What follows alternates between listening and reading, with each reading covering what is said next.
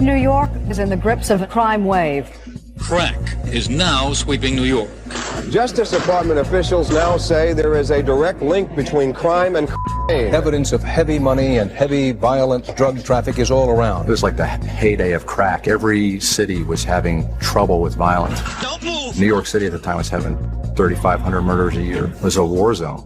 They were empty buildings. They were just living in them and running electric from the street pole to the houses. It looked like Beirut. The time was very, very poor. So you had all of the socioeconomic contributors to crime, all of that converging, and it was a hotbed for crime in New York City. East New York, Brooklyn, 7-5 precinct, back in the late 80s, was the deadliest precinct in the country. Every year we led the city in homicides. We led the city in police shootings. It was the highest murder rate in the country in a little 5-square-mile precinct. You had the gangbangers and the drug dealers, and you could be sitting in the radio car in one corner and hear shots going off 100 yards away behind. The calls are still coming in. Accident, a dispute, a fire. Homicides, robberies, rapes. You name it, it just doesn't stop. People on crack with guns. Drug dealers with guns. Young kids with guns. They were violent, man. Violent. The cause of the violence was due to an unprecedented surge in poverty and drug money, and nobody was immune to the allure of fast cash. During those 10 years as a police officer, did you use your authority to commit crimes and acts of corruption in violation of your sworn duty to uphold the law? Yes, I did. While you were in uniform and on duty, did you commit thefts? Yes. Did you commit extortion? Yes. Did you engage in narcotics trafficking? Yes. Did you protect drug operations? Yes. Did you engage in personal drug use? Yes. How many crimes and acts of corruption do you estimate you committed as a New York City police officer? Hundreds. The first of 13 cops charged in the scandal at the 77th precinct went on trial today in State Supreme Court in Brooklyn. After an officer of the precinct cooperated with investigators to take down the operation, it was found that at least 13 officials collaborated in selling drugs out of the NYPD office. This was East New York, Crown Heights, Bedford-Stuyvesant, all low-income areas, people that were suffering enough for a whole lot of reasons. Street legends, the drugs kept the hood from starving.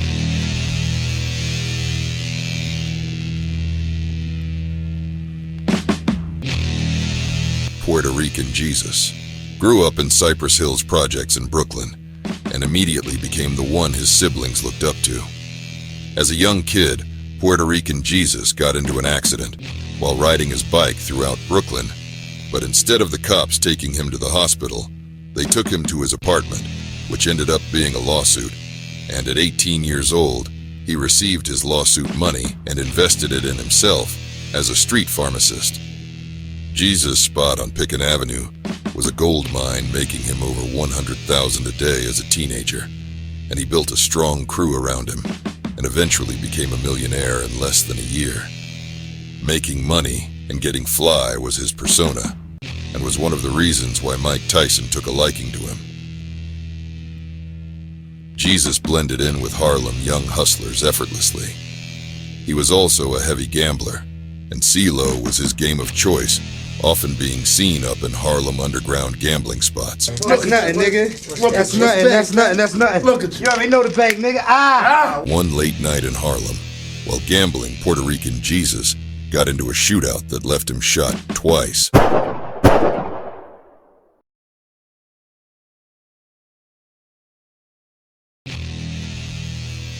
Puerto Rican Jesus was still good in Harlem, as well as his investment, a sneaker store he opened in Harlem. Jesus became good friends with a young Harlem hustler in the area named AZ.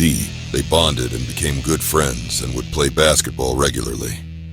One day, some Brooklyn dudes pulled up while AZ and Puerto Rican Jesus was playing basketball and pulled Jesus to the side. After a brief talk, they got back in the car and left. Puerto Rican Jesus relayed the message to AZ that they came to kill him because of Alpo killing Demencio. In the drug game, your rise and your downfall can simply just be who you know, and AZ experienced both that day. Brooklyn came to kill AZ because of Alpo, But he was saved because of Puerto Rican Jesus. Because of the good qualities that Puerto Rican Jesus possessed, he was often welcomed with open arms throughout Harlem, Baltimore, and Washington, D.C., as well as his hometown, Brooklyn. Respected by many hustlers and gangsters,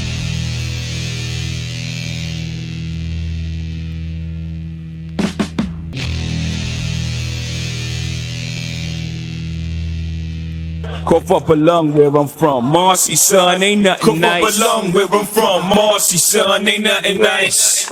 Danny Diamonds, that's the king of Marcy projects.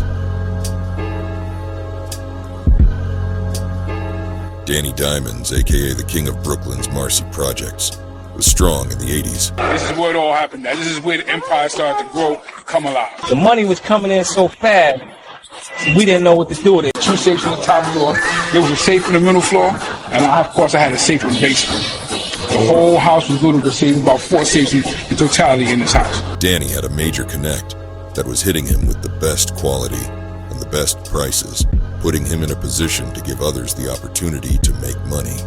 And a young hustler in Red Hook projects would benefit and become his general. Danny would say, "Yo, Klein is one of my generals," you know what I mean? Once Calvin Klein hooked up with Danny, his life changed and he never looked back. I went from 28 grams from 62 to calling a nigga like an hour later. I kept my flip going. From the half, I should be getting a joint action by 12 noon. The government had estimated that Calvin Klein was worth $28 million. Let's just say if I was worth $28 million, break that down in half, break it down to half again, and then break it down to half again, and I still make me a multi-million-dollar dealer. The Marcy and Red Hook projects connection continued when Calvin Klein linked up with the Haven Arby and Sean Carter. I ain't gonna front. Klein, I can't lie, man. I made money with the brother, you know what I mean? Klein he coming out of town. I'm getting rid of 10 bricks a week, but I got the clientele for 20. Oh, you got the other 10? Yeah, I got the other 10. Bet. Well, let's do something. I made a lot of money with him outside of what I already had going on. Mm-hmm. Klein was just extra. How would I say, yo, shit was wonderful up until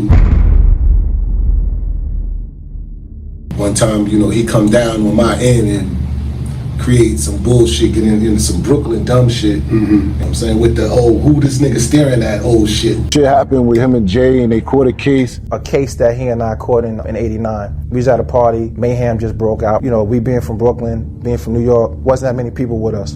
Probably maybe say a dozen of us, a little less than a dozen, going up against like maybe say 200 people in the party. When it all broke down, we all went back to back. Jay and I wound up being the one to get caught, charged with attempt murder to main, battery, assault, and possession of a deadly weapon.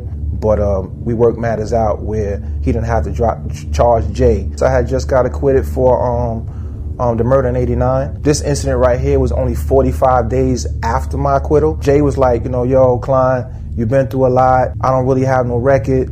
You know, I could take the weight for the case and things of that nature. So I told him, nah, man, I'm gonna take the weight of the case. I just want you to go home, straighten everything out, come back, you know, and bail me out. That's what happened. Jay testified on my behalf and it worked out. You know, I wound up not facing 40 years, but I wound up blowing trial to 4 years, which was an assault. There are very few people that from my neighborhood, you know, in my environment that make it out, forget about to be successful, to make it out alive or to be incarcerated.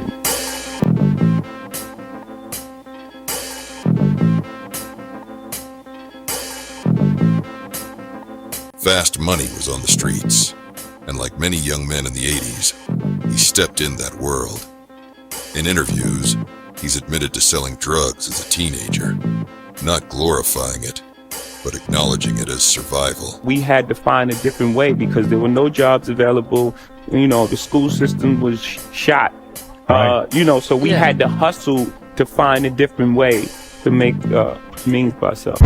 I come from a place called Brownsville, Brooklyn. Crime infested, drug infested. It's dog-eat-dog kind of environment. Very difficult to get out of. You know, you're stuck in that very dark cycle of hate, and that's where I'm from.